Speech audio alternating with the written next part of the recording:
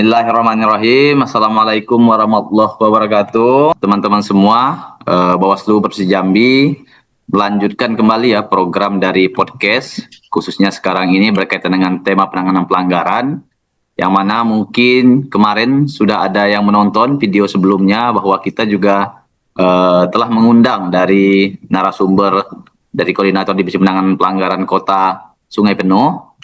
Untuk saat ini kita lanjutkan program kita masih bertema dengan proses penanganan pelanggaran terkait dengan pilkada yang telah kita lakukan tahun 2024 kemarin. Kali ini telah hadir dari Koordinator Divisi Penanganan Pelanggaran Bawaslu Muaro Jambi. Muaro Jambi merupakan salah satu kabupaten yang kemarin diajukan ke MK meskipun tidak sampai ke tahap pembuktian. Kali ini kita tidak perlu panjang lebar, telah hadir saat ini narasumber kita, Koordinator Divisi Penanganan Pelanggaran, Pak Elvi Prasetya. Assalamualaikum Pak, sehat? Waalaikumsalam, sehat. Alhamdulillah. Alhamdulillah. Jadi Pak, tema kita masih terkait dengan penanganan pelanggaran yang dilakukan oleh Muaro Jambi khususnya pada Pilkada Serentak tahun 2024. Kita mungkin tidak perlu berlama-lama lagi terkait dengan pembukaan, langsung saja. Boleh disampaikan Pak kepada kami bagaimana terkait dengan rekapitulasi penanganan pelanggaran di Muaro Jambi dalam pilkada baik pilgub maupun pemilihan bupati di Bawaslu Muaro Jambi kemarin. Baik Pak Tapin, sebelumnya terima kasih banyak sudah diundang di dalam podcast yang dilaksanakan oleh Bawaslu Provinsi Jambi. Suatu kehormatan Bawaslu Kabupaten Muaro Jambi sebagai narasumber dalam kesempatan berbahagia ini. Kemudian harapannya mungkin di kesempatan yang lain kita lebih memperdalam lagi persoalan penanganan pelanggaran baik internal maupun eksternal gitu, dan tujuannya tidak lain dan tidak bukan memberikan masukan kepada masyarakat tentang eksistensi lembaga Bawaslu, bagaimana mereka menyampaikan laporan mereka dan segala macam, dan itu tentunya harus kita gencar-gencar sosialisasi. Jadi saya pikir pengantarnya seperti itu.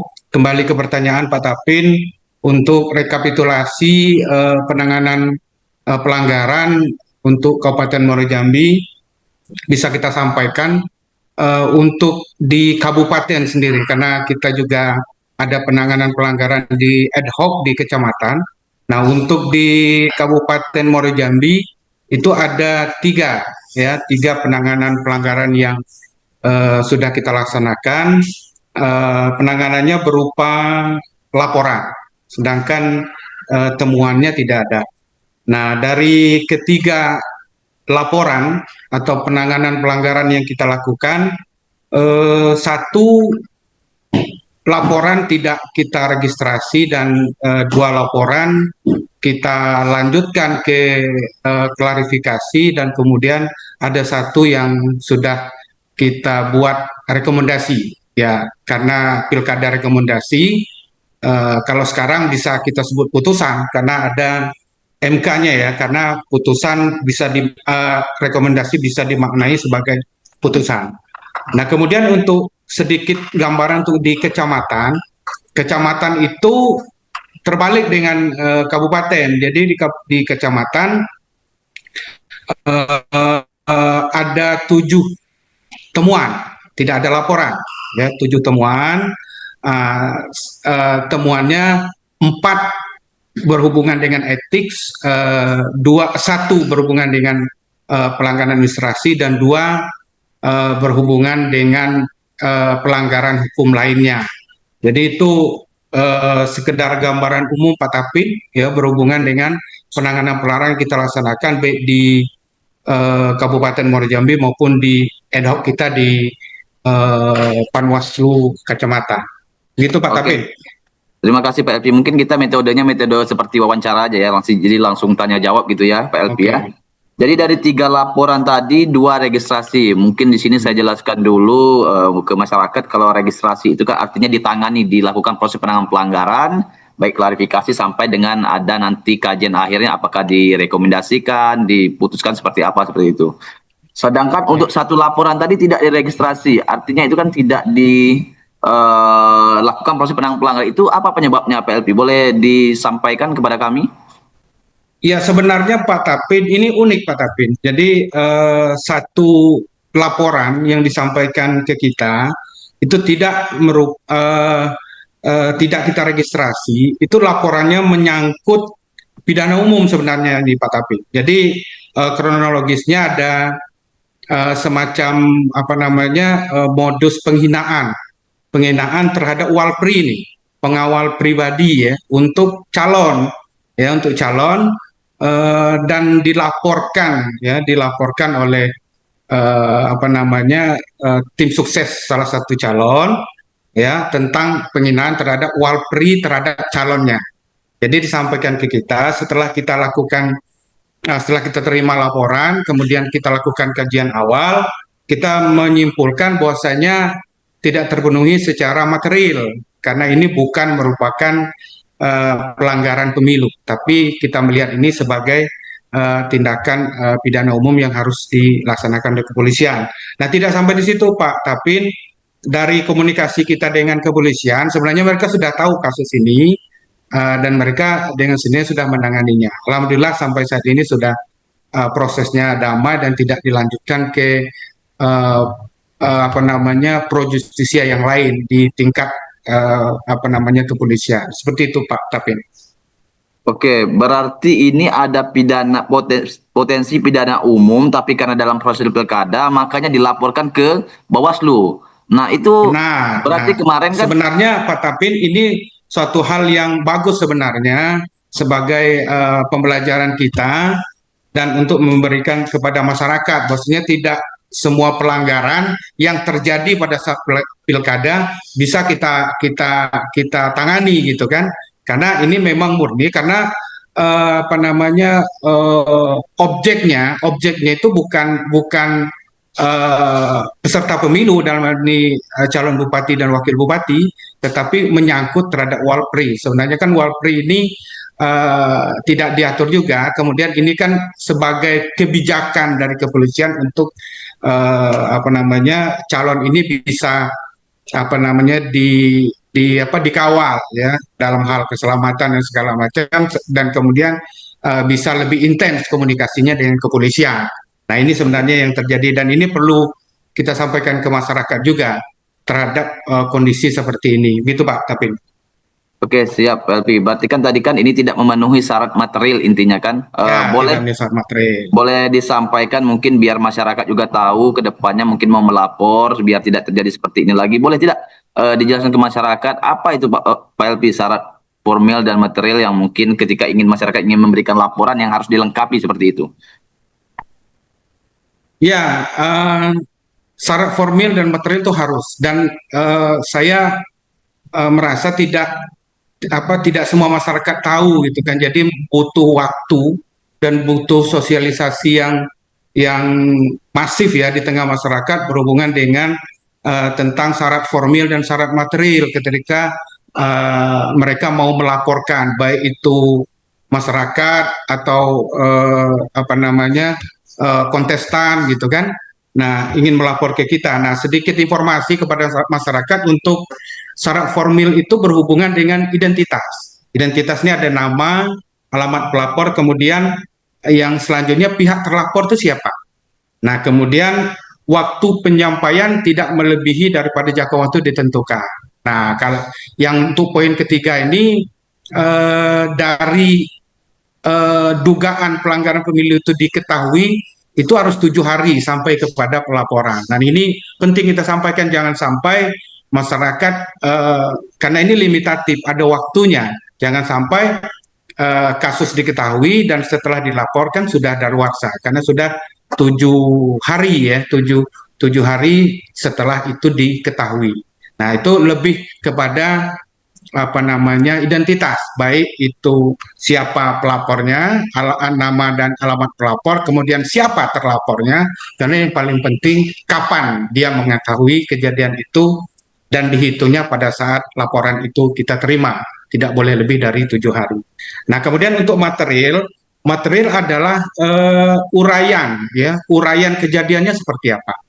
Nah, lebih ke eh, tempus dan lokusnya, ya, di mana kejadian dan kapan kejadian itu terjadi. Kemudian juga ada bukti, ya, bukti, ya, apa bukti. Jadi ada alat-alat bukti itu kan ada beberapa, ya, keterangan saksi, kemudian ada dalam bentuk surat dan lain sebagainya, itu harus harus jelas, ya.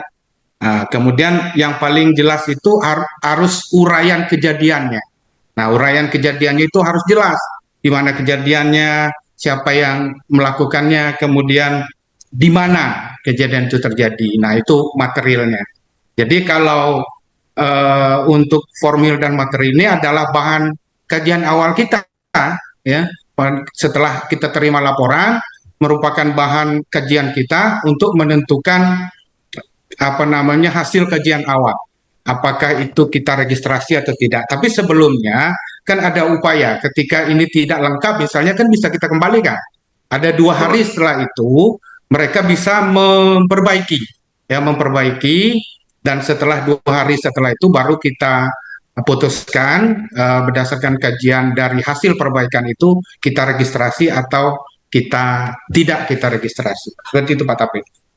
Oke, berarti kalau masyarakat ingin melapor sebenarnya sangat mudah sekali ini. Yang penting Mudah masyarakat sekali. kan melengkapi syarat formil dan materialnya. Ya, Yang tadi dari identitas, baik pelapor dan terlapor. Waktu ini kalau ini waktu ya sangat ya, penting ya kalau dalam pilkada ini karena memang terbatas, tidak seperti tindak pidana terbatas. umum yang waktunya tidak terbatas. Sedangkan ini 7 hari tadi ya. Betul. Hari 7 hari sejak Pak diketahui Tapin. harus segera Semenjak eh, diketahui. Hmm. dilaporkan. Sedangkan syarat materialnya juga tinggal uraian kejadian sehingga bisa menentukan nanti pasal mana apakah ini pelanggaran pilkada atau bukan seperti itu. Iya, kemudian ada hal lain sebenarnya Pak Tapin. Ada ketentuannya, misalnya ketika formil pada saat kita melakukan kajian tersebut ternyata formilnya tidak terpenuhi misalnya, tapi materialnya terpenuhi. Nah, ini bisa kita tindak lanjuti lagi dalam bentuk penelusuran, Pak Tapin. Ya, Hmm. penelusuran. Nah, penelusuran lebih lanjut karena materialnya ada, tapi formilnya mungkin ada yang keberatan menyampaikan identitasnya, atau yang ada yang takut menyampaikan identitasnya, ada yang apa namanya masih segan menyampaikan identitas karena kenal dengan yang terlapor dan segala macam. Nah, itu yang menjadi kendala sehingga formilnya tidak terpenuhi. Nah, untuk formil yang tidak terpenuhi, kemudian materialnya terpenuhi, jelas di mana lokusnya, kejadiannya di mana dan segala macam, dan ada alat bukti dan segala macam, maka ini bisa kita tindak lanjuti dengan penelusuran. Berarti kembali ke kita dan kita telusuri. Nah, dengan Telusuri penelusuran setelah kalau itu baru kita tindak lanjuti untuk sebagai temuan untuk di Bawaslu. Nah, tapi kalau formilnya terpenuhi ternyata materialnya tidak terpenuhi, itu langsung kita hentikan dan tidak kita registrasi dan tidak kita lanjutkan ke tahap penelusuran. Itu tambahan Pak Tapin. Oke, terima kasih Pak LP untuk informasinya. Berarti di sini Bawaslu Muaro Jambi khususnya tidak hanya bersifat pasif, artinya menunggu laporan, tapi bersifat aktif jika seandainya laporan ini memang syarat materialnya ada dugaan pelanggaran, tetapi formil tidak terpenuhi seperti identitasnya tadi tidak mau disampaikan, itu Bawaslu bisa bersifat aktif intinya. Jadi masyarakat tidak perlu Ya, segan-segan seandainya memang ragu-ragu misalnya mau dilaporkan ini sanak saudara atau betul. kenal, cukup disampaikan ke Bawaslu Muaro Jambi misalnya, maka akan dilakukan penelusuran tadi itu ya, proses mekanismenya. Betul. Karena memang Pak Tapin, kalau kita harus jujur, kalau orang timur itu kan banyak rasa tidak enak kan seperti itu. Nah, jadi banyak takut untuk menyampaikan identitasnya, takutnya segala macam. Banyak itu banyak terjadi, dan eh, kasus itu pernah terjadi waktu pemilu juga ada beberapa yang kita lakukan penelusuran, ya, karena hal tersebut, ya, tidak terpenuhinya formil itu. Nah, kalau untuk di eh, pilkada kita belum belum menemui itu, dan belum ada penelusuran kita lakukan terhadap formil yang tidak terpenuhi tadi, Pak. Hmm. Oke. Baiklah, terima kasih PLP untuk terkait dengan syarat formil dan material tadi sudah dijelaskan sehingga masyarakat jika ingin melapor mungkin bisa melengkapi itu terlebih dahulu. Ya, PLP berkaitan dengan Pilkada 2024 yang telah dilaksanakan khususnya oleh Bawaslu Muaro Jambi ya, khususnya ya. divisi penanganan pelanggaran yang Bapak tangani. Kan 2029 kita Pilkada lagi. Mungkin ada evaluasi, saran, dan masukan baik kepada masyarakat maupun secara kelembagaan terkait dengan proses penanganan pelanggaran ini, PLP. Ya, Pak Tapin, tadi kan saya mulai dari apa namanya dugaan pelanggaran yang terjadi dan tidak kita registrasi. Nah, ada kasus yang unik juga ketika ada laporan yang pelanggaran administratif yang kita tangani dan itu apa namanya kita registrasi ya, kita registrasi dan ada yang sudah kita sampaikan rekomendasi. Uniknya Pak Tapin, di dalam kasus ini itu ada terjadi suatu proses di mana ada penambahan saksi alat bukti pada saat klarifikasi berlangsung Pak Tapin. Nah, kita harus ingat bahwasanya untuk waktu klarifikasi itu kan 3+2 ya, beda dengan pemilu. Pemilu kan 7+7. Nah, itu ada perbedaan waktu untuk melakukan klarifikasi. Nah, di tahap pertengahan klarifikasi itu ada penambahan saksi. Nah, total saksi yang kita lakukan klarifikasi itu ada 43 orang, Pak Tapin. Nah, ada penambahan sepertiga dari jumlah 43 itu ditambahkan setelah di hari yang keempat. Nah, itu bisa kita bayangkan Pak Tapin. Ya, kalau 3+2, kalau kita hitung jumlahnya 5, walaupun hitungan tidak seperti itu, berarti kalau hitungan yang sebenarnya kan 3+2 itu ketika sudah selesai 3 hari kan tidak usah kita gunakan 2 hari. Kan seperti itu. Dan kalau belum selesai kan maka kita gunakan hari yang kedua. Nah, yang persoalannya kita menggunakan hari yang kedua, pas hari yang keempat ada penambahan. Sepertiga dari jumlah 43 saksi tadi. Nah, ini jujur saja ini cukup membuat kita kerepotan sekali karena jumlah apa namanya klarifikator kita atau orang yang melakukan klarifikasi itu kan yang sudah kita SK-kan itu sangat sedikit sekali ya. Nah, itu tapi mau tidak mau, suka tidak suka itu harus kita lakukan ya dengan mengintensifkan waktu. Nah, besok hari yang kelima kan sudah keluar hasil dari klarifikasi.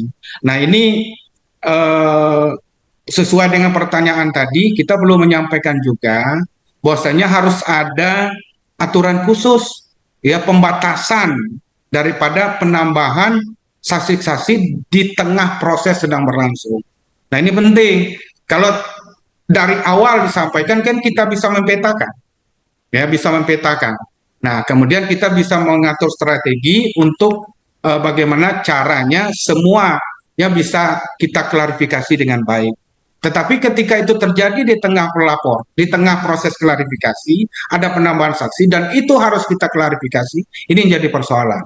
Ya, karena waktu dan kita harus buat kajian dan segala macam. Nah, kemudian ditambah lagi divisi penanganan pelanggaran juga VIC waktu itu, ya VIC pada saat rekapitulasi. Nah, ini luar biasa, kerepotan yang sangat luar biasa bagi kita di apa di Bawaslu Kabupaten Muaro Jambi. Dan kesimpulannya mau tidak mau suka dan tidak suka kita harus efektifkan waktu dan alhamdulillah semuanya terklarifikasi dengan baik. Nah, itu. Nah, ini yang jadi problematika kita dan pada kesempatan ini kita ingin mengusulkan, ingin menyampaikan, ingin kalau bisa ada pembatasan terhadap saksi-saksi yang dimasukkan pada saat proses sedang berlangsung. Ya, karena ini akan merubah pola, apalagi waktu klarifikasinya sangat singkat. Kemudian kita juga mau mengusulkan juga pada saat karena memang ada apa namanya pembicaraan di kalangan pembuat kebijakan atau di DPR RI bahwasanya akan ada satu undang-undang pilkada dan pemilu, maka di sana kan ada revisi. Nah, salah satu revisinya kalau bisa untuk pemilu dan pilkada ini ya disamakan saja waktu klarifikasinya ya. Kalau pemilunya 7+7 ya pilkadanya juga 7+7. Karena pada dasarnya yang kita lakukan sama, tapi cuma objeknya yang berbeda. Yang satu legislatif, yang satu calon kepala daerah. Nah itu Pak Tapin yang sangat kita rasakan ya, sangat kita Siap. rasakan sekali, dan itu harus ada pembenahan ya tentu di tingkat pengambil kebijakan ya yang pembuat undang-undang baik itu DPR RI maupun Bawaslu RI. Demikian Pak Tapin. Oke, terakhir mungkin Pak LP, kalau tadi sudah disampaikan ininya usulannya, kalau untuk masyarakat supaya lebih aktif itu ada nggak tidak saran atau apa gitu bagaimana terkait dengan perbaikan penanganan pelanggaran? Iya, iya Pak Masyarakat. Tapin, kalau langkah taktisnya saya pikir tidak ada jalan lain, kita harus mempergencar sosialisasi. Nah, yang paling efektif sekarang yang harus kita lakukan adalah menggiatkan media sosial. Media sosial, baik itu media sosialnya yang sifatnya apa namanya Facebook, Twitter, dan WhatsApp dan lain sebagainya. Kemudian termasuk podcast. Nah itu adalah satu bentuk sosialisasi yang efektif di zaman kekinian ini, ya karena kita keterbatasan ya, kemudian jumlah dan segala macam, sehingga kalau kita bisa memanfaatkan media sosial dengan baik, saya pikir pesan-pesan berhubungan dengan proses penanganan pelanggaran dari pelaporan sampai keputusan ataupun rekomendasi itu bisa kita laksanakan ya dengan melibatkan banyak orang ya dari pengikut media sosial tersebut. Yang pertama, yang kedua kita harus efektifkan juga uh, kerjasama ataupun komunikasi dengan pihak-pihak eksternal. Dalam ini pemerintah daerah yang mempunyai apa namanya forum ya untuk mengumpulkan masyarakat, ya baik itu kabupaten di tingkat kecamatan dan tingkat desa. Mereka kan ada forum tersendiri untuk mengumpulkan masyarakat. Kita bisa bekerja sama dengan mereka untuk mensosialisasikan daripada hal-hal yang berhubungan dengan proses penanganan pelanggaran. Kemudian yang terakhir yang tidak kalah pentingnya kepada partai politik. Karena partai politik memiliki konstituen, ya konstituen tersendiri, makanya tidak mubazir kalau kita melakukan sosialisasi juga kepada partai politik karena mereka punya akar rumput, punya konstituen tersendiri, sehingga kalau kita masif untuk melakukan itu ke semua partai politik, tentunya ya partai politik uh, yang ada di Kabupaten Muara Jambi, kita lakukan sosialisasi penanganan pelanggaran, mudah-mudahan bisa disampaikan kepada konstituen mereka masing-masing. Saya pikir ini hal yang saya pikir efektif dan bisa kita lakukan dengan semangat keterbatasan dan efisiensi yang sedang kita rasakan sekarang Pak Tapi. Begitu Pak Tapin. Oke, Pak LP, mungkin sudah ya pertanyaan dari saya sudah terjawab semua tadi. Pak LP juga sudah menjelaskan bagaimana dengan proses penanganan pelanggaran yang dilakukan oleh Bawaslu Muaro Jambi, disampaikan juga tadi jumlah data yang ditangani dalam proses pilkada ini, dan terakhir disampaikan juga masukan-masukan baik untuk stakeholder, pemangku kebijakan, dan masyarakat, dan khususnya untuk lembaga Bawaslu sendiri, supaya proses penanganan pelanggaran untuk pilkada selanjutnya itu lebih baik sehingga menghasilkan demokrasi yang berkualitas dan bermartabat. PLP mungkin saya cukupkan ya untuk pertemuan hari ini. Saya ucapkan terima kasih sudah menjadi narasumber dari podcast Bawaslu Provinsi Jambi. Sama-sama Pak Tapin. Harapannya ke depannya kita terus menggalakkan atau mensosialisasikan kepada masyarakat bagaimana terkait dengan pendidikan politik, khususnya berkaitan dengan penanganan pelanggaran di Bawaslu yang ditangani oleh Bawaslu. Saya selaku host mengucapkan terima kasih kepada PLP khususnya setelah menjadi narasumber. Mungkin kita akhiri saja. Wabillahi taufiq wal hidayah. Wassalamualaikum warahmatullahi wabarakatuh. Terima kasih. Waalaikumsalam warahmatullahi wabarakatuh. Terima kasih Pak Tapin. Ya.